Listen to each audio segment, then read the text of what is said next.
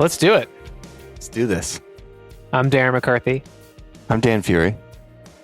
I'm Martin Wallace. Yeah. All right. Yeah. Jared was a It's gonna bad be tricky. idea. No, I'm just gonna sit forward. Okay. Okay. It's gonna be fun. Whoa. This is I almost the lost him. fundamentals. Yeah, starting off real fun. Yeah, that chair is. It's a goofy chair. Yeah, we're gonna need to spend some money on our facilities. We gotta do some upgrades. So check this out. This is the first time that all three of us have done a topic-based episode in coming on 3 years. Wow! Can you believe that shit? The Electoral College was the last full episode that we Was did it really? together. Yeah. That was in Wow! a backyard in the summer. Yeah. Like, In May, I think it was. yeah. Yeah, It's been a long time. yeah. I had a completely different major back then. Right. Yeah. Wow! Wow! Wow. Well, But here we are. What are we talking about today? And actually, this is another first, I think. So what do we got going on?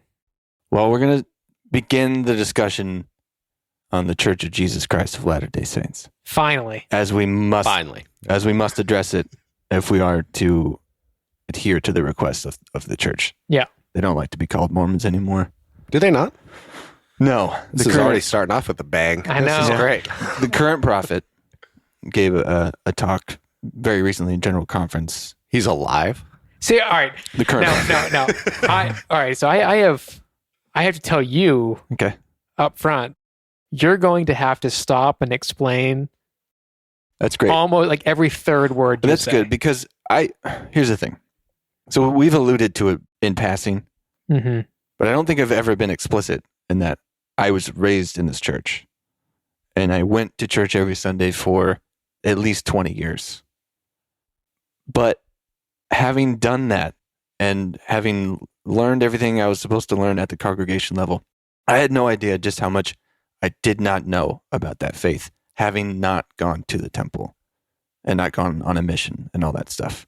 So for some reason, about a year and a half ago, I was actually thinking about this. Like, Mhm. what if we were to have a discussion on it?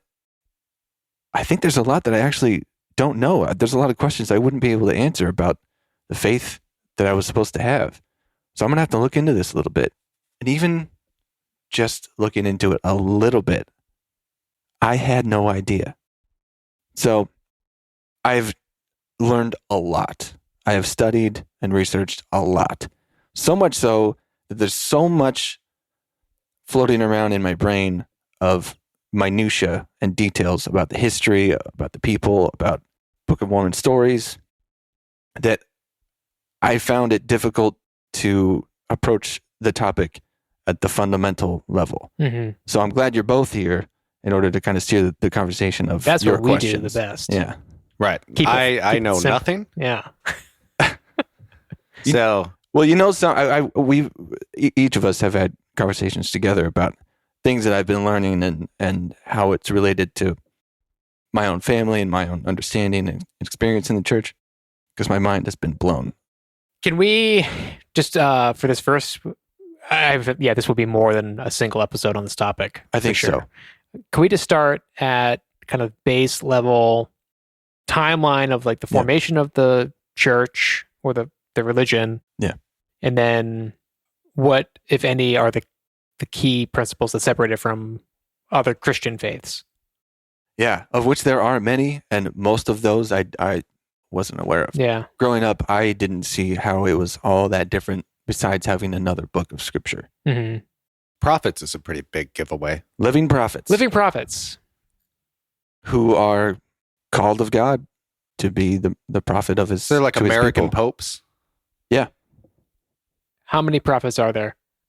Have there been Or so there's one prophet who's at a like, time? he- Yeah, he- and they serve until they pass. and they function kind of like the Pope does for the Catholic Church. Yeah, it seems that way.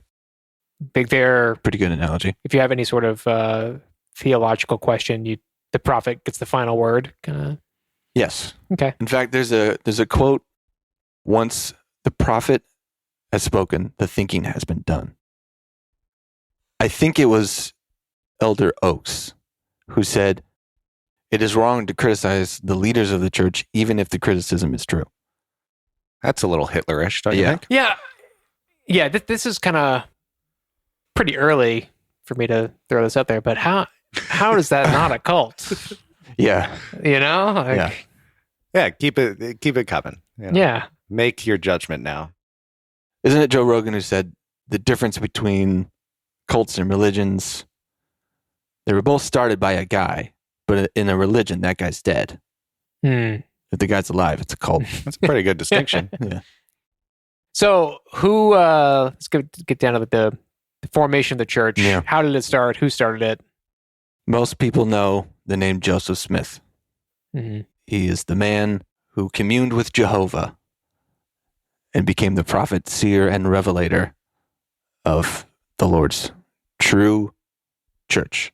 He restored the gospel as it was when Christ was on the earth for these latter days. All right. Okay. Yeah. Yeah, well, this was what, like 1840 or something? 1830 is when the Book of Mormon is printed. Damn, so close. Yeah. So this is the church's timeline. 1820 is when he says that he's visited by God, the Heavenly Father, and his Son, Jesus Christ. Distinctly two different people. Because in traditional Christianity... Now we're going back to that Trinity stuff. Yes. But again, this doesn't come about until... He doesn't write this down, the first vision, as they call it, until, I believe, 1832. This was supposed to have happened in 1823. And there's at least 9 different variations of the first vision. Now, if that's like one a year, right? That makes sense. Well, in some of them, it's just Jesus. Mm-hmm. In one of them, I believe it's just an unnamed angel. And at first, his first handwritten account, he just said that I think it was just Christ that came and told him that he was forgiven of his sins. The 1838. And that's old news, right? That's kind of what Christ did. Yeah. That's kind of his thing. I don't think he needed to come visit. Probably just trying to get rid of his debts specifically. Yeah. In 1838 is when the canonized version of the first vision is written. He went out to the woods to pray in what they now call the sacred grove to ask of God. Yeah, that's not played out at all. I say they like their name, like they like to name things. Oh yeah. Huh. I don't think the hill Cumorah was named the hill Cumorah before all of this. Yeah. So 1823, the angel Moroni appears to Joseph Smith. He's 14 years old. Tells him that there's a set of golden plates buried in the hill Cumorah, which is like 2 miles from his house, in which he will be granted access to them to translate them, present them to the world. This is a record of the ancient people of the Americas in which Christ visited after his resurrection somehow. I've still never understood how they explain how Christ just showed up in America. He just walked across the ocean, I think. Yeah. Not even that, I don't think, has been presented as he just as an showed option. up. He just showed up. Yeah. Well, he's a resurrected being, so I guess he can just do whatever he wants. Son of God. I mean, Yeah. that's actually all right on face value. Even The as a Son kid, of God showed up. And okay. even as a kid, I was Right, like, like, wait, what? How? You know, I think if you're already believing in the rest of the Christian Canon story, Yeah. that's Yeah. sort of not really much of a stretch. When did Joseph Smith say that the angel Moroni visited him when he was 14? Much later. Yeah. Yeah. And did that not coincide with some legal trouble? It always seemed to coincide with advancing his stature as a prophet, as a man of God. It was always retroactively fitting stuff in. Some things that are kind of rattling around in my head about Joseph Smith. Like he was a con man. He was Totally. brought to court for like tax fraud or He was brought to conning court people. and charged as a glass looker, essentially. Yeah, I got those charges pending myself. People in these days were very into folk magic Mm. and visions. And I mean, aside from, like Christian revival movements and stuff, they were kind of into folk magic stuff. The arcane kind of. Yeah. Yeah. He was helping this man dig a well. And at some point he found this smooth, round rock that he really liked. Of course, it belonged to the man who he was working for. And he asked him if he could borrow it. And I think this was sometime later. Absolutely not. Well, he did, and he said, yes, as long as you promise to bring it back to me. He never got it back. And this is just a regular, like, just a good-looking It's a rock, good-looking right? rock. It's not like a piece of precious metal or No. ore, or Just a nice, smooth, chocolate-colored. it's just like the Stone. kind of thing that while you're doing manual labor digging in the dirt, you say, that's the nicest rock I've seen Mhm. today. And it's the early 1800s, and there's literally nothing else to do. Yeah. Can I take this home and look at it for a couple months? Yeah. That's what he did. Took Okay. a shiny to it. Then he used it as an instrument of divination. Ah, So he would tell people that I can look, if you pay me, I can look at this stone, see where there's buried treasure, like on your property. we call that a prop. Yeah. Yeah. Okay. Show you where to dig to find it. Nothing was ever found. He would say Get that, out. oh, the spirits moved it before we could get to it. They figured it out and they took it away before we can get to it. Those crafty spirits. Yeah, those Yeah. damn They sure spirits. like material goods. Yeah. Not getting my treasure. This plays into him trying to get the plates as well. And at this point, I'm thoroughly convinced that he never intended, just like L. Ron Hubbard, he did not intend to start a religion. Mm. He just wanted a Easier life, maybe? Or totally. Make He some did not money. want to work. Yeah. He was a lazy guy. He wanted I'm into that. this story of treasure seeking to bring forth something that he could use to make money. So it was going to be a record of the ancient people of America, but I don't think at first it had anything to do with being a religious Mhm. book. That was placed in after. I mean, this is a time when there still are Native Americans around, Exactly. right? So why believe the white guy Exactly. with the stones? Yeah. And I'm sure there wasn't a whole lot of friendly communication between the two groups, but Well, No, there was plenty, but still, why believe the white guy? yeah. Well, I believe the white guy that says this is where your people came from, actually, Mhm. which that we'll sounds get kind there. of familiar. Yeah. Okay. So we're already in like deep waters Yeah, as far as like yeah. basic stuff, because some of his accounts of the angel Moroni, it was Nephi for a long time. Even the name was Nephi? Nephi is like a major figure in the Book of Mormon, and up until even through 1835, when the first history of the church was written, it was accounted as Nephi visiting him. So All right. So already it's weird. let's try to get maybe like a rough timeline. So 1820s, he's claiming he's been visited by God and Jesus Christ. So the official version is he goes to the woods, prays to God, asks which of the churches are true. They tell him none of them. It's going to be yours, bud. Is that the one and only truth in Mormonism? Well, that's the I think that's the one thing they got right. yeah. But they basically give him the go ahead.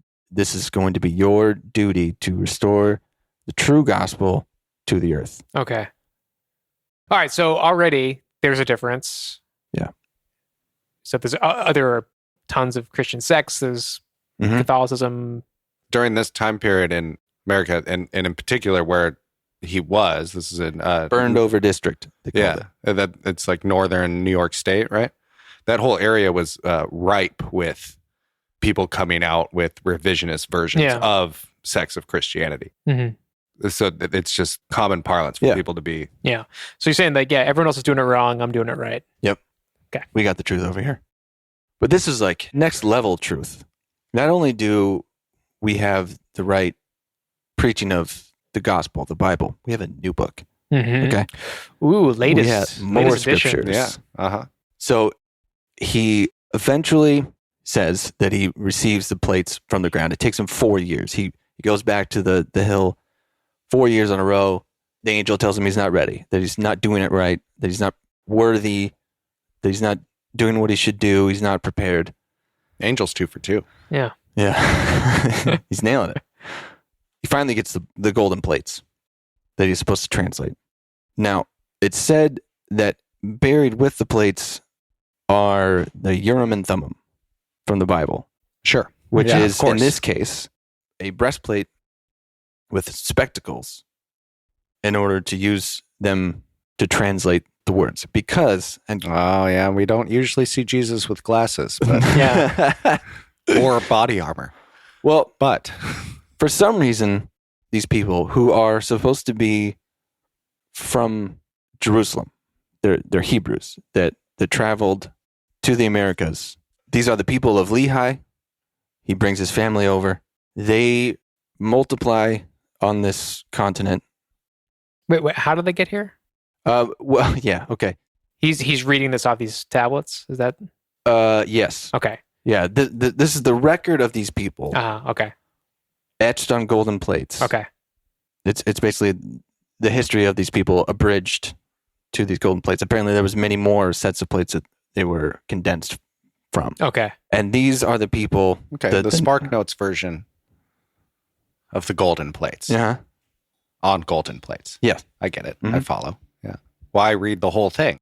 Yeah, we'll just give you the best stuff, the biggest wars. So the Nephites and the Lamanites, the good people and the bad people, essentially. The Nephites were the righteous, the Lamanites were the unrighteous. Did they know that? They wore. Oh yeah, they knew. Okay. Because the Lamanites were cursed with the dark skin. Oh, yeah. That's God's way of telling Here we you. go. That's exactly right. Yeah.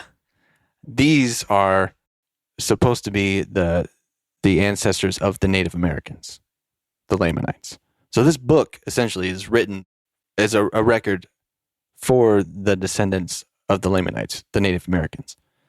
So this is a common thought at this time, the idea that these Native Americans are somehow from Israel, Yeah. that they're Hebrew. Were they one In of the origin. lost tribes? Is that the Yeah. idea? It really took a Essentially, wrong I turn think. there. Yeah. Yeah. They kind of just kept going, right? Yeah. Okay. No, I So wasn't many on board, but details. now I am. Yeah, they built Uh-huh. sweet ships that they came over in. So this is already ringing like the Scientology, where Mhm. these souls flew in on aircraft, spaceships that look like DC-4s or Mhm. whatever. Yeah.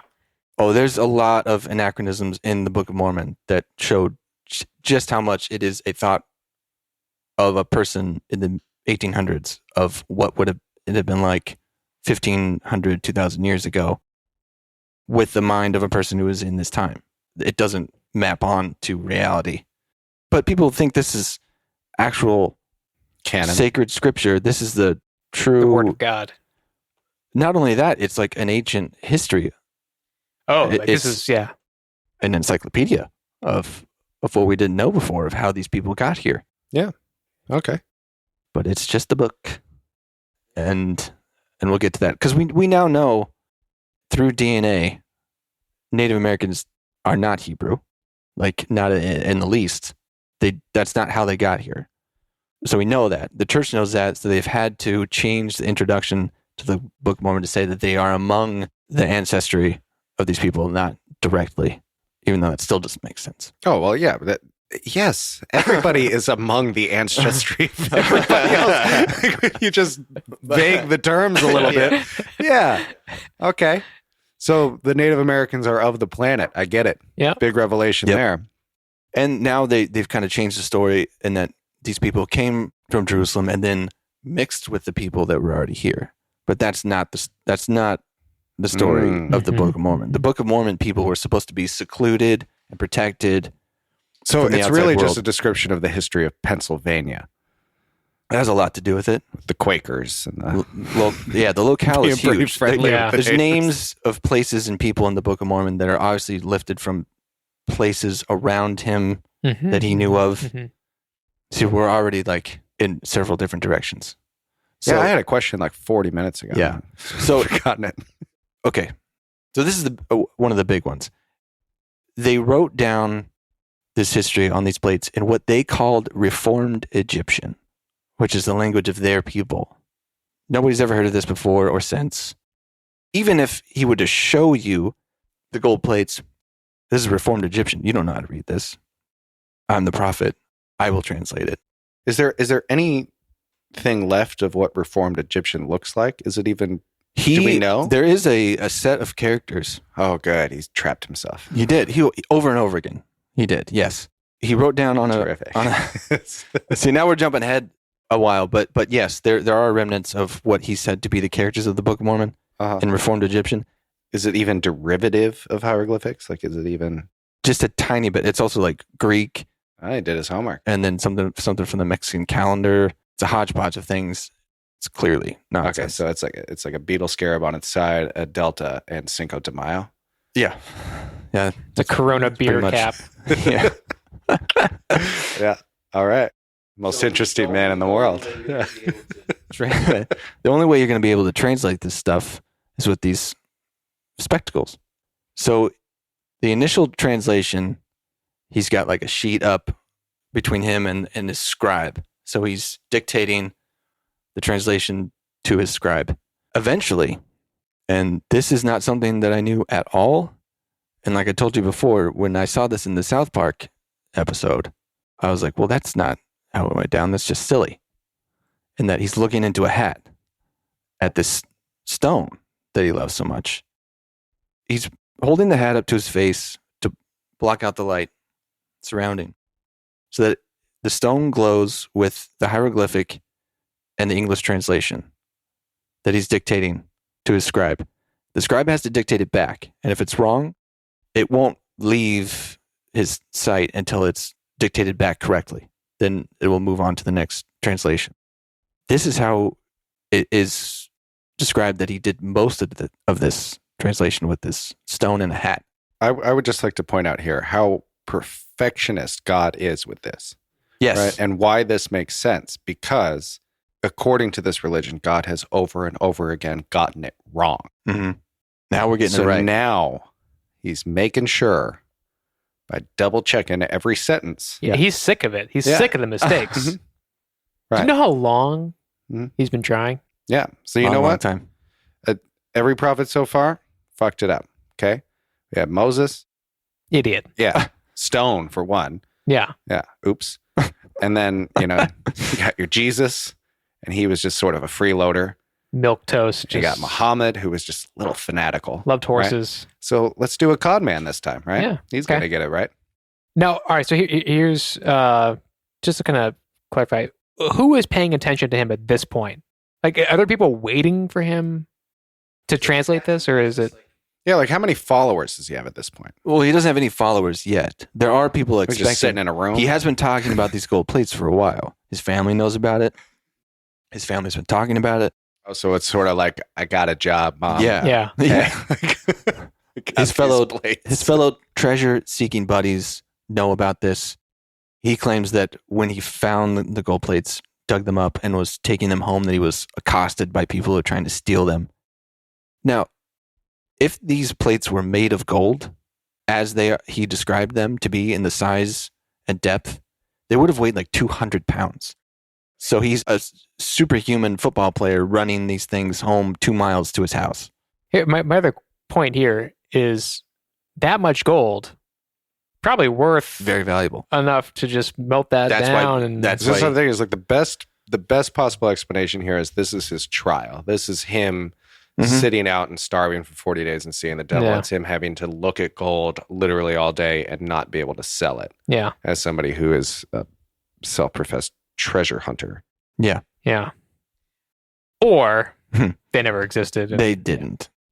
So he's made it known, or he's professed that he had access to these tablets. Mhm. Only he can He was translate getting them. He was going So to get there them. are some people kind of paying attention to what he's saying at this point. Or just in the all right, go ahead and prove it. Yeah, that- we're waiting. We're waiting. That kind of sense. Okay. Man, Yeah. what an annoying family member or friend Mm-hmm. this guy would be. This is less to do with like the actual impact of the teaching and more what the common cultural concept was with you growing up in the church. Yeah. If the idea is that the Native Americans were descended from a lost tribe of Israel, Mhm. how did people in the church just in general view Native Americans? Was there any desire to reach out to help them, to intermingle with them? I don't recall that. So my question is, what was so important about that revelation in the first place? It's totally a product of the time. It's nonsense now, right? Like Yeah, it total totally nonsense. isn't involved in the culture whatsoever. There isn't some Mormon reaching out Mm-mm. to the tribes, right? At the time, after the book came out, there was missionaries that Joseph sent to the Native American people in order to like convert them. I'm sure they were well received. Not really. But yeah, it wasn't, I don't remember that being a focus because obviously by the time I'm in it, we're far beyond that. Like the face of the church today is very different than the church of Joseph Smith, which I'm only now just finding out how different that it was. So, man, I don't know how far we're going to get. I want to get so much farther, but No, we'll just take it episode at a time. Yeah, This is I guess we will. fascinating. I know. Fascinating. Yeah. so his initial scribe is Martin Harris, who is a successful farmer, but not a bright guy. He's very gullible. He's got the money. You sure? Yes. You sure he's gullible? Yes. And not very bright. And both. Yes. You tell me the kind of guy who would sit behind a screen while a dude with no money and no job reads from a rock. Yeah. Yep. He sure did. He wasn't sitting in a room with some college diplomas all around him. The church likes to say that there's no way that he could have come up with all this. He wasn't that smart. He wasn't able to read or write that well. I have not found that really to be the case. He was, if not intelligent, he was crafty. He was convincing. He was charismatic for sure. And he was ultimately a great synthesizer of information. The Book of Mormon is a collection of ideas with a layer of Christian religion on top of it, onto this like supposed history of people of a place. We now know where all of these pieces came from. Other books. It was a common idea at the time that, like I said, that the Native Americans were of Hebrew origin. It was a fascinating thought. And there was a book called View of the Hebrews, published in 1823, I believe, that is easily comparable to the Book of Mormon. It's clearly one of the sources that was Yeah, used. I guess all I need to know is, could Joseph Smith read, and did he? Well, he knew the That's- Bible pretty well. All right, so The King James Version of the Bible is heavily inserted into the Book of Mormon, which doesn't make any sense. So Isaiah 9:1, in the King James Version. Nevertheless, the dimness shall not be such as was in her vexation. Right. I think we all have that memorized. Sure. 2 Nephi 19:1. Nevertheless, the dimness shall not be such as was in her vexation when blah, blah, blah, blah, blah. It's like verbatim almost in this collection. So how would that be? And there's so many translation errors in the King James Version of the Bible that are in the Book of Mormon. Oh, that's good. That's rich. So right away, it's like, obviously this is a source of the time. Perjured himself. now here's the thing. We've been talking about this for under an hour. It is already Yeah. way too complicated. I have so much more. When you think about like as a brand, what's wrong with this? You couldn't give someone here's the 30-second elevator pitch. With Jesus, it's like, okay, God created everything, sent his son to earth, who was then killed to absolve all of humanity of their sins. Do you want in? This, Yeah, I mean, you can just say Judaism for free. yeah. It's yours today. Take it home. You can Drive do it off whatever the you lot. do whatever you want, and if at the end of your life you say, "Whoopsies, sorry," all is forgiven. Yeah, I'm into that. This seems to me like if HBO was to have this pilot as the episode, like I would be so into it. Yeah, Like when you were talking about like as a synthesizer of information, Mm-hmm. this reads to me like great pulp fiction. yeah. Totally. Like it's nonsense, it's garbage, but it's very, very interesting, and it's a great idea. It's just not true. This is biblical fan fiction, is what it Yeah, boils yeah. down I to. like that. Yeah. Yeah. Does it ever get hot and steamy? Is there any, Polygamy. Well, yeah, I'm into that. But I mean, in the book, In I the want book. to read. Some, You want to read it? Yeah. I've been inundated with Book of Mormon passages my entire life. I've never read the whole thing front to back. That's the thing. What you want to do that? Do I want to? I wouldn't say that much, but I'm going to do my due diligence, and I am going to. Mm-hmm. But what I have is an original 1830 version, which has no chapter or verse break. It's not written like scripture. It's written like a novel. And it's also Chapters? quite different. It has chapters, but Okay. it doesn't look like scripture like it does now. And it's also large ideas. There's like thousands of changes through the iterations up until what we have now, chiefly among them being the nature of God. It's originally written in the traditional sense of Jesus Christ is God in the flesh. He is the Lord God. And it's changed around 1837 to be the Son of God after he's given this account of both of them visiting him, and his ideas change. The religion morphs in the 1830s Just as what his was convenient theology at the time, changes. Yes. All right, so he translates Quote the unquote. Rishit to a scribe, a dumb neighbor. Well, it starts with Martin Harris. Yeah. They're 116 pages in. His wife, Martin's wife? Lucy, asks to see these pages. Joseph says, well, God doesn't, he's not going to let you do that. These aren't leaving. Martin asks him a few more times. Joseph asks God if he can do this. Several times he says no. Finally, he says yes. He lets Martin take these pages. Those pages disappear. He was an idiot. He's lost his pages. Lucy was the smart one. Lucy Whatever Harris. she did, she made those pages disappear to test him. If this is a true record that he has, he can reproduce these pages. So he finds a way around it. And that all of a sudden... So Lucy trashes these pages and says, do it again, prove it. And he's like, well, actually, no, Man. Martin, you messed up, and you're not going to be the scribe anymore. And then he says that he loses the power of translation for a time because God's mad that this happened. Okay. So eventually... Better than an earthquake. Yeah. So eventually, it just so happens... Okay, hold on. I'm so sorry. But like the nights, the week after week of just Lucy and Martin in bed. And Lucy just being like, he's a fucking liar, right? And Martin, being like, nope, you know this. Nope, no. Prophet of God. I think there's a quote from Martin to his wife. Even if it is a fiction, I could make money of it. Just leave me alone. Yeah.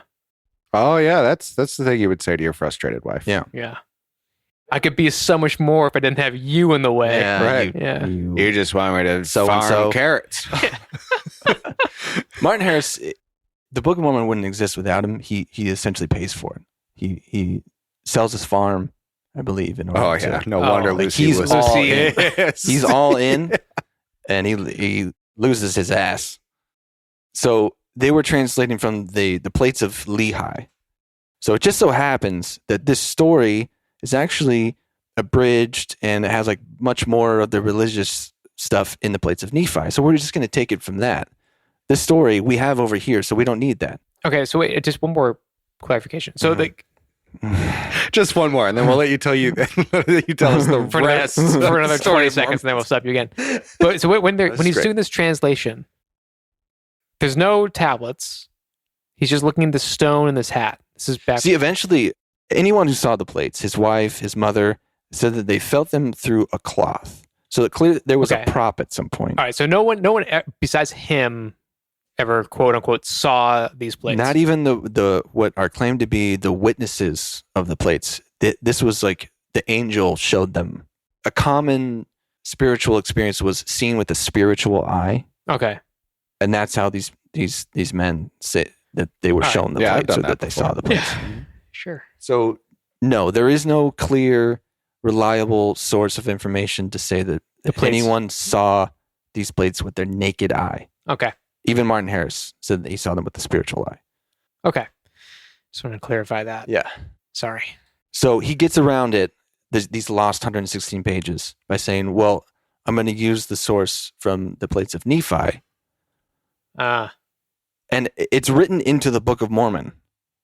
And I forget exactly how that happens, but Mormon is writing these things down, Joseph basically writes into the story that we have this other source that's much better. It saves time. So don't worry about this other stuff. But why would God waste his time if he knew this was going to happen? I mean, he was focused on getting it right. The first time we just stopped to make that Yeah, point. they had a hat and a rock. I mean, he was repeating back. And the hat and the rock comes, I think, after this incident.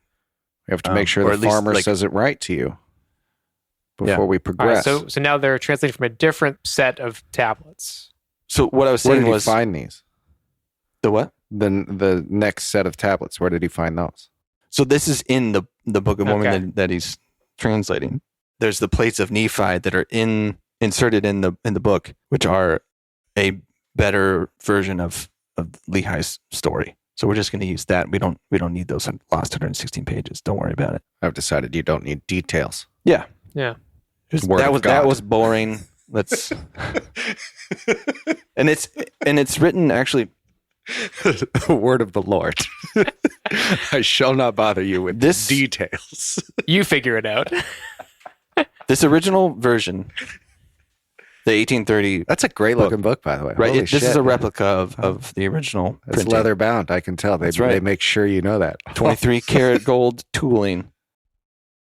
This preface page isn't in this book any longer, but he starts out by addressing the rumors of these lost pages, and that, look, don't worry, we got it taken care of. Let's see if I can. I thought that was quoting verbatim. Look, don't worry about it. Hey, what happens in Vegas? This is how it starts. Look, don't worry. Will you just read that? Just read that passage to us. Preface. To the reader. As many false reports have been circulated respecting the following work, and also many unlawful measures taken by evil designing persons to destroy me, and also the work, I would inform you that I translated by the gift and power of God, and caused to be written 116 pages, the which I took from the book of Lehi, which was an account abridged from the plates of Lehi by the hand of Mormon, which said account some person or persons have stolen and kept from me, notwithstanding my utmost exertions to recover it again, and being commanded of the Lord that I should not translate the same over again, for Satan had put it in their hearts to tempt the Lord their God by altering the words, that they did read contrary from that which I had translated and caused to be written. And if I should bring forth the same words again, or in other words, if I should translate the same over again, they would publish that which they had stolen, and Satan would stir up their hearts of this generation, that they might not receive this work. But behold, the Lord said unto me, I will not suffer that Satan shall accomplish his evil design in this thing. Therefore, thou shalt translate from the plates of Nephi until ye come to that which ye have translated, which ye have retained, and behold, ye shall publish it as the record of Nephi. And thus I will confound those who have altered my words. I will not suffer that they shall destroy my work, yea, I will shew unto them that my wisdom is greater than the cunning of the devil.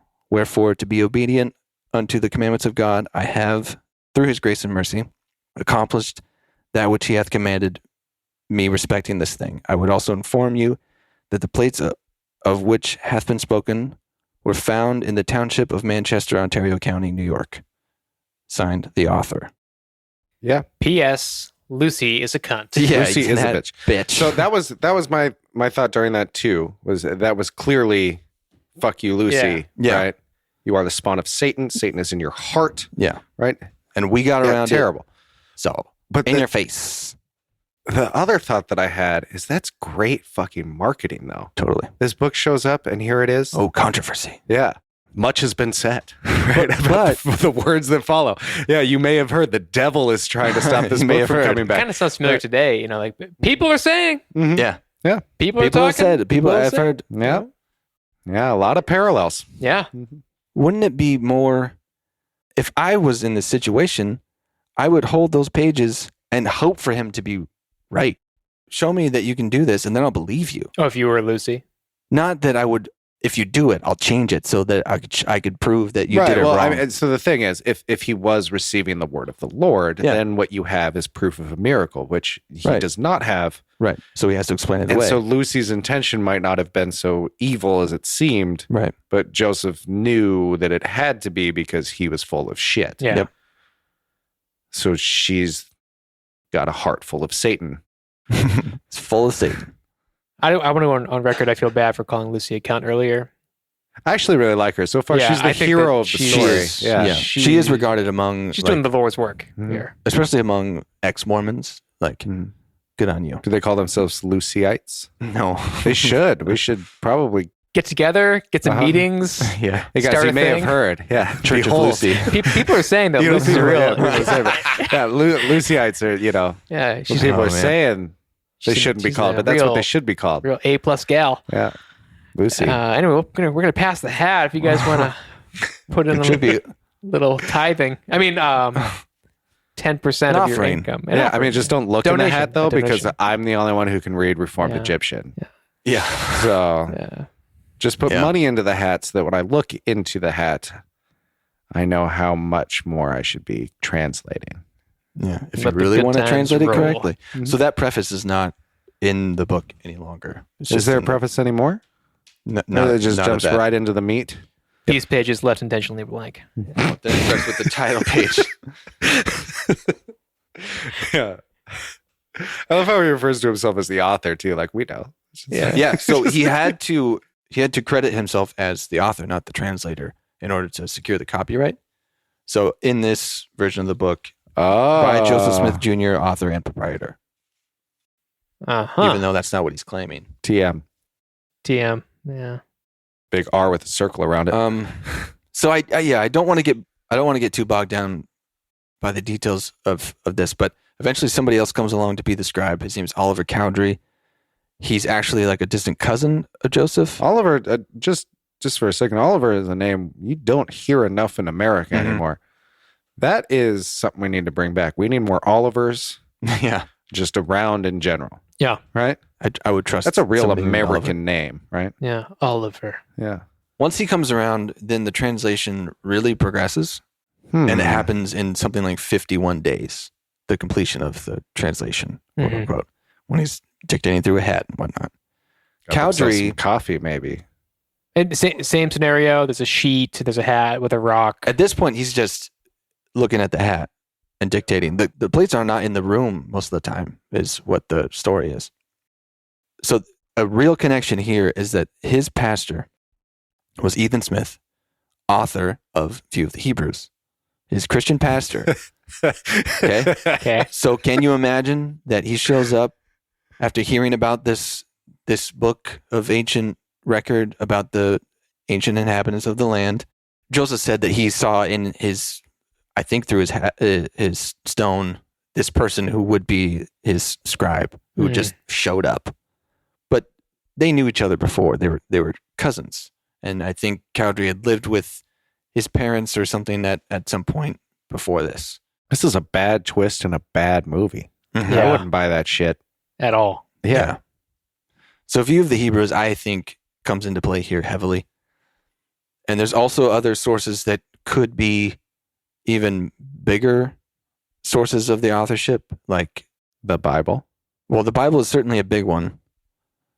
There's also a theory, the Spalding theory, in which there's this manuscript that was left at a printer and never was published, that Solomon Spalding had talked about this story. It's called Manuscript Found, and it's the story of ancient Israelites coming to America. In the Book of Mormon, the phrase "and it came to pass" is repeated ad nauseum. It's a heavy phrase. I like Yeah. it. You know, it's When- like "so it is known" or something. Yeah. And verily, verily, I say unto you, that's a big one too. So when Yeah, I buy that. after Yeah. the, Keep telling me that over and over Sounds again. I biblical. believe it. Yeah. when this book is published and is circulating and being preached, there are people that are like, wait a minute, this sounds like Solomon Spalding's story. And they called him Old Come to Pass because it would be so repeated in his story that he would tell people. So Manuscript Found is not available because there was one copy of it left at this printer and never was printed. It's theorized that a man who also was a huge part of the early church, Sidney Rigdon, found this manuscript, took it, used it into the story, placed all the biblical Christianity stuff on top of it, and then got rid of it. So it's hard to prove because there is no actual manuscript, but there's several sworn affidavits that were like, this is Solomon Spaulding's story with the names Nephi, Lehi. It's all, we've heard this before. And he was not around to... No, he was dead. He was dead. I think this is like 1817 or Yeah, something. that could have been like the second coming of Lucy there. But there's also another manuscript by him. It's called, I think, Manuscript Story. And it seems like a rough draft Okay. for a manuscript. Yeah, found. that sounds like what I would just save the file has. Which, yeah, before I had a title. which we do have. Manuscript story. Yeah. Yeah. Which we do have that, and it's not as Book directly. I'm working on. Restaurant resume. Yeah. It's not as directly obvious, but the elements are there to show that Spaulding definitely has some part of this origin story. So I'm actually surprising myself in that I thought I was going to have to prepare like a sequence of notes and stuff. And I think You've I'm, been doing all this off the top of your head. yeah, because Jesus this is all Christ. rattling around. And I think most of it, at least, is pretty accurate. But it's hard because, every time you talk about something, there's all these Tangents. potholes Yeah. in everything. So we're only up to the publication of this book, and that's not even the craziest shit at all. Well, let's get to when the book is published and Yeah. the initial reaction, and then maybe like call it for this episode. You think so? Let's just do an hour at a time. Yeah. I mean, people don't want to listen to this for much longer. Well, here's the thing. There are other podcasts that really dive into this. There's other sources you can look at in order to have a detailed history of the church, how this all came about, what it all means.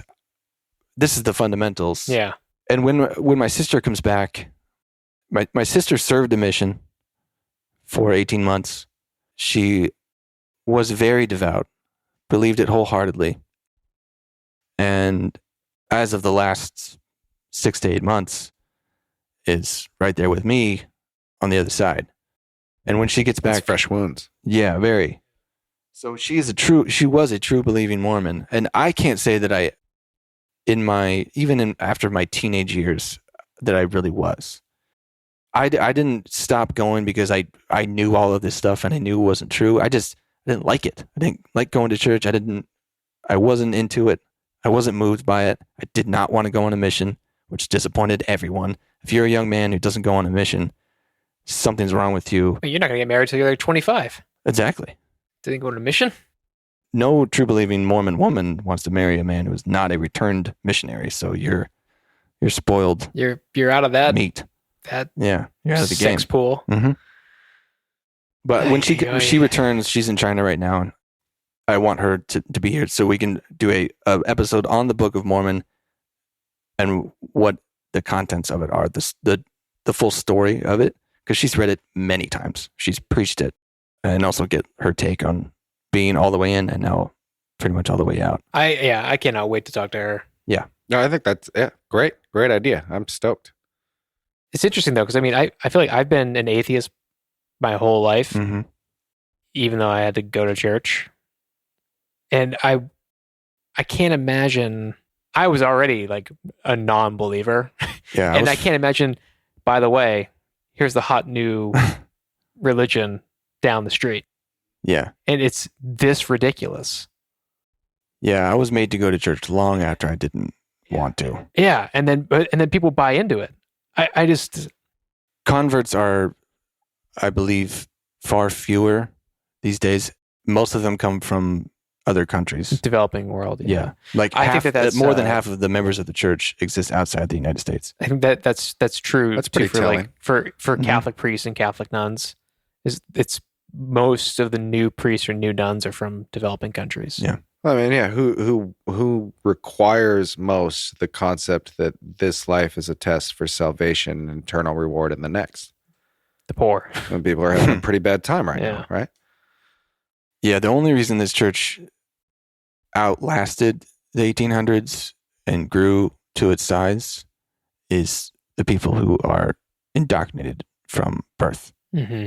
and have huge families. Mhm. and indoctrinate all of those Yeah, people. that's the kind of thing too. The polygamy it's an easy, like, low hanging fruit kind of joke, Mm-hmm. but it's a pretty good way to cement your status or cement your longevity. And it was part of your eternal salvation in the doctrine for 50 years before they had to stop doing it openly in order to exist in Utah State, like for Utah State to happen. That's a great method of you're building your. Let me tell you, we were not talking about polygamy in the congregation. If anything, it was like those rumors are greatly exaggerated. Mm-hmm. Oh, are they? But the truth is, Joseph Smith had at least 35, 37 wives that we know of. Brigham Young had about 50. Somewhere around 3, I can understand still having, like, very distinct, specific emotional attachments to them. Mm. 10 or more, and you're simply reproductive vessels. Yep. 30, 50.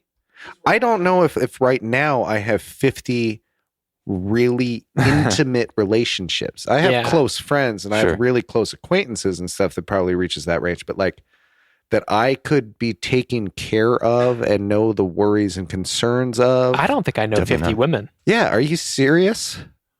You're talking about reproductive vessels here. You're not talking about marriages. Yeah. Most of these were to ensure their salvation in the afterlife.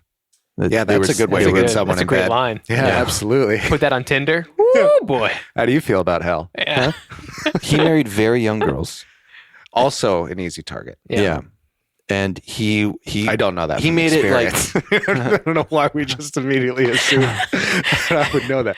But he made it like his burden that he had to do this. That an angel an angel came to him with a flaming sword, told him that he had to do this or he would be damned. That's just a destroyed. And that the woman would be destroyed if she did not do this. So sorry, it's we got to do it. Also a great line. This is my heavenly burden. Yeah, honey. That's how the church makes him out to be. He was this meek, sensitive individual who was the chosen one. Why? Oh my God, Annie played the nice guy card the whole time. Oh, well, not really, not himself, but that's the image that's portrayed now. Yeah. If you watch like church produced film about Joseph Smith, let's do that. Sickening. Let's get into that game. If you want to, we can watch Joseph Smith, Prophet of the Restoration. It's disgusting. Yeah, I'm in. Yeah. You sold that. It's actually it's fascinating to watch just how like reverently they treat this man who was full of shit. My point is, why, if this was God's one true church being restored to the earth finally, why would he choose this man who was already known to be a con man? That's how he and his family were known. Here's another thing too, that he was a kid. Going back to when I was a kid in church, I know I'm not the first person or the last person to say it, but like, if someone today told you they heard the word of God or God spoke directly to them, nobody believes David Koresh. I mean, it's like even if they do, it's like, all right, so it's a person with some sort of mental illness, and then people with other mental charismatic and convincing. Which there are mental illnesses that do come off as very charismatic. There's some chemical alteration, some heavy drug use in the moment, or you're mentally ill. That's about it. And it always seems to start small and then grow out of control. It always turns to sex and power control. Like Joseph Smith ran for president before he died. Wow. I didn't know that. Are there any like pamphlets or? Sidney Rigdon was his running mate. Who was he up against? He was running in the 1844, I believe. So he didn't get on the ticket as a major party candidate. I don't think so. Right. It was right before he died. Like he didn't make it through the primaries. No. Yeah. Like we're not even going to get close to the things that I would love to talk about. Like he created his own bank that failed miserably. he had to move his people around so many times because they were persecuted. So that's something I'd really like to talk about. The amount of we'll save that for another episode, but that's something I'm really fascinated about is the amount of times that he moved before they got to Utah. Persecution is like the Mormons' lifeblood. Our people were persecuted. It's their currency. So, I see several narratives here that are really common and do make sense for why people would want to believe it. And so you have something like a pity narrative, which is good. We must have the truth if everyone is so scared of it, scared of us. Yeah, you brought up the con man. Why would God choose a con man? Well, that's also a really classic, even a self narrative that we tell ourselves. That's really, really powerful in our psychology and then of course in our elsewhere in culture. But the redemption story is massively important to us as people. Mm-hmm. This idea that we can overcome our sins and our shortcomings to become something greater. So why not take something terrible and make it a profit? So it's like inspiration porn today. Exactly. And it would have been too. So but also if this is supposed to be the one true gospel, why would it be so transparently wrong? Like everything about it, we can look at and say, well, that's where this came from. That's not what this actually is. Life's imperfect. But there's no real good answer for that because it's horseshit. Because but it's dead end. It's mind blowing that at least 15 million people have been named as members of the church. Not nearly that many people attend congregations every Sunday, and a lot of people are leaving. I think the growth of the church has slowed way down as in terms of how many converts there are and how many people are leaving. So I should say, up until 4 months ago, I was still counted as a member of the church. But there's a website now called. This is pretty amazing, actually. You have to force. Yeah, you have to resignation. Officially resign. You don't just stop showing up. Like, there's no way that anybody considers me Lutheran anymore. Like, there isn't anybody counting me among the followers and whatever that is. Like that. Yeah, most of them don't have the roles that the Mormon Church does, and the Mormon Church is super into genealogy too. They've traced family lineage. I could probably quite a ways back, and that's actually right there. I want to learn all about. It's quite admirable, actually. And my grandmother's really interested in it, and that's tracked our family tree a long time. But quitmormon.com is where you can go, and a pro bono lawyer sends in a resignation on your behalf, and the church responds fairly quickly in granting that request. If you send a letter to the church yourself, they're going to contact your bishop. Bishop's going to contact local congregation. They're going to come talk to you. They're going to contact your parents. We got to do something to stop this. Just a brief overview of where this goes. Book of Mormon is the start of Scripture. All the big outside Christianity, Joseph Smith's prophecy stuff comes in what is now known as Doctrine and Covenants and the Pearl of Great Price. Yeah, I would buy those sequels for sure. Yeah. And that is where all of his direct revelation from God, speaking directly through him, is written down. And it's just constant. If something comes up, somebody challenges his authority, even within the church, we got a revelation from God says for you to stop doing this, to listen to me. Which is what they still do now with the bishops. Or the prophets, not the bishops. Yeah, that's what essentially. the prophet does. Yeah, he's there making sure that but prophets there's no ambiguity. Prophets generally don't give prophecies anymore. And lame. When the current prophet said of the name change, he says the Lord impressed upon my mind. Not that he's directly communing. Oh, he does that literally with all of us every single time we have a thought. Yeah. Totally. If you really believe that, right? Yeah, that's happening. They tell you that in order to know the Book of Mormon is true, you just got to pray about it, ask God, and He'll tell you. Is the prophet wearing a robe when he's saying this stuff? No, he's wearing a nice suit. Wait, that's actually pretty cool. I like that. So why do they go to church if all you have to do is just read the book and then? Oh, because you got to keep paying tithing. Tithing is a huge thing. Oh yeah, but that's pretty common with most religions. So the goal, God needs money. The goal now, He requires that you dig in the ground and bring the iron to Him. Yeah. That He made. That He put there. I lost all my ore. You will go forth and fetch it. The ultimate goal of a member of the church is to go to the temple.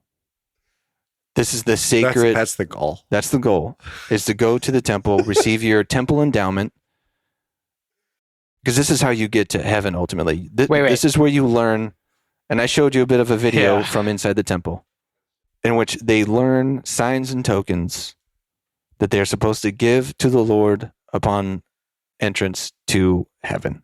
So you're going to have to learn a handshake, and you have to remember your new name that you're given in the temple, which is like classic cult thing to do, is give you a Did you get a new name? I haven't been to the temple, not to do the endowment. I've done baptisms for the dead, which is a whole nother thing. Does your sister have a new name? My sister did, yes. She has a new name. Yes. Oh, I can't wait to learn about that. Yeah. Okay. So you get up to heaven, right? You've been a real good boy, right? Yeah. Like literally your whole life. You felt the tithings in your bosom, all the other shit. in your bosom. Right? Like you've done it all. Pretty much. You went on a mission, right? You've been a great, Yeah. You got married in the temple. yeah, had a bunch of rabbit sex with countless Yes. women. It's great. It's all good. Everything's good. You did all the get right up to stuff. heaven and you're just like, shit. And you forget your handshake. What Here's does the God thing. do? I know the handshake, Oh, so you got into heaven. You're done. You're out so of- I don't need to know anything else. Right. That was easy. Yeah. Wow. Speed run Mormonism. Yeah. Here's the thing.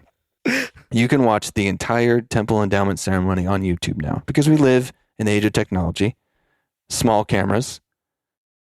You guys, when I saw this stuff, because I had no idea what was happening behind these temple doors, it blew my mind. It made me feel so concerned for my family that they would, as Yeah. adults, go through this, experience all of this, not only once, several times in the name of dead people. And they somehow it enriches their belief that they're They gender in the separate it once you get into the temple. They like split you off, men and women. in some parts of it, yes. Yeah. Well, and we'll get into this later, but there's all this signs and tokens stuff is all from Freemasonry. Joseph became a Freemason. 3 weeks later, introduced the temple endowment ceremony with all of these signs and tokens and all this symbolism, verbatim, Nothing suspicious with that. nearly verbatim verbiage of all these directions. He summed it up great. He's just a so much. synthesizer of information. Exactly. So I want to just end it with this. There's a 4-hour there's 4-hour sermon I'm about to give you. What did I just say? No, this is We have a 4-hour video. no there's a- 2-part. Big Clockwork Orange, the eye dropper. here strap We in. haven't gotten nearly as far as I want to do. No, in all seriousness, there's a really good documentary, very even-handed. They talk to the apostles, they talk to apostates, they talk to historians, Egyptologists about the church. It's called History of the Mormons. You find it on YouTube. It's in two-hour parts. And there's a guy, and I forgot to get his name, but this is a quote from him at pretty much the end of the documentary, and it really sums up my view, having been raised in the church and how having now found myself far outside of it, but still fascinated by it and religion in general and theology in general. This is his quote. What is the essence of religion? Sigmund Freud said it was the longing for the father. Others have called it the desire for the mother or for transcendence. I feel deeply that all these are idealizations, and I offer the rather melancholy suggestion that they would all vanish from us if we did not know that we must die. Religion rises inevitably from our apprehension of our own death. To give meaning to the meaninglessness is the endless quest of all religion. When death becomes the center of our consciousness, then religion authentically begins. Of all religions I know, the one that most vehemently and persuasively defies and denies the reality of death is the original Mormonism of the prophet, seer, and revelator Joseph Smith. Yeah, I completely agree with that assessment of religion. It's a great quote. And we'll get into the details of just how vehemently and completely they deny the nature of death, because guess what, guys? When we're resurrected, we'll be restored entirely, atom for atom, perfect to our perfect state of being. And what was their sense of chemistry and physics back then? Did they have it? It's garbage. Is there any possibility for like immortality? That is the idea. That's the idea. Okay. That not only that, But I'm going to die first, and then I'm going to come back. unless Jesus comes while we're living in the latter days. So Jesus could be coming any time now, and you might not die. Well, yeah, that's very Okay. cultish as well. Yes. That's just what I've assumed. You just happen to be I alive. grew up believing, being told at least, that it was a good possibility that Armageddon would happen in my lifetime, that Christ would return. That's Well, the Christ narcissism. part I don't really agree with, but the first part's pretty Yeah. accurate. I But imagine. ultimately, they believe that through all this temple endowment and all this stuff, you could be like God because, and get this, as man is, God once was, and as God is, man may become. Uh, Oh, yeah. So what does that make God? That is a nonsense sentence. We'll get to Or Or it's the one true gospel. eventually you get to be a god and make your own Exactly. world. That nonsense kind of sounds a that's little the bit goal. like the Gita to me. Yeah. Okay. Well, I hope that we'll have you back, at least for the future. Yeah, installments of I'll this be in series. these. These are great. I don't have to do anything other than just get Yeah. my mind blown. This is different for me to be the presenter of the It's fun. information. You're a great. natural at it. Yeah. Yeah. No, thanks. Thank you guys for being here.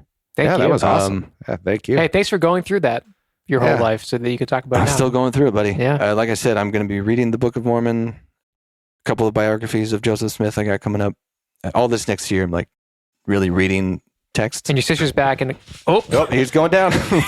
It's fine. Yeah, it doesn't actually It just- fall. It just warbles. it it doesn't look I wish we had video. real for some reason. Whoa. It doesn't look I like think the spring's busted in the it chair. doesn't, It's it doesn't fine. look like the way Yeah. you should fall. She'll be back in June. But we can talk about temples, Doctrine and Covenants. The Book of Abraham is a huge one for me because we have physical evidence of that. That Yeah. still exists. I like that. The Egyptian text that he said was the Book of Abraham, and we know it's not. That's fantastic. Yeah. I'm kind of thinking I might just become a Mormon just to send that letter Mhm. and then like do that every 6 months. Say I want back in, and then send the Get letter rebaptized. just to cause paperwork for. Yeah. All right, Okay. I'm Darren McCarthy, I'm Dan Fury. I'm Martin Wallace. Yeah. and this has been the Fundamentals. That was great, guys. That's just Too fun. I love you so much. love you so much. I love you.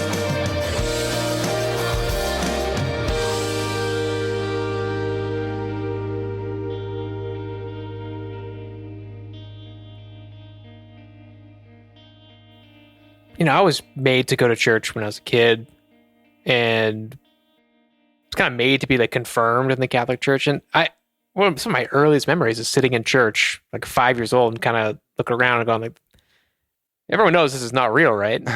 You know, I think it was really important to my mom that like the whole family go to church.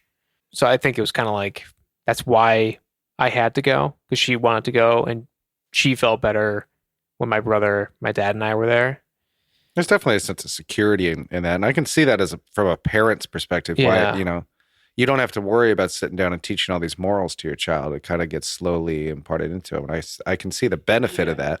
Yeah, but I think that's, and as I got older, that was the part that got me mad, was that idea that morality comes out of this tradition and not out of people, out of human beings. So the idea that if we didn't all go to church, we'd be, murdering people, like stealing, and it'd be the end of civilization. Yeah. You got to have some. That's moral a really ground. great argument to propagate the belief. Right. But I don't think it holds much yeah, ground. I think it's a lazy way to say.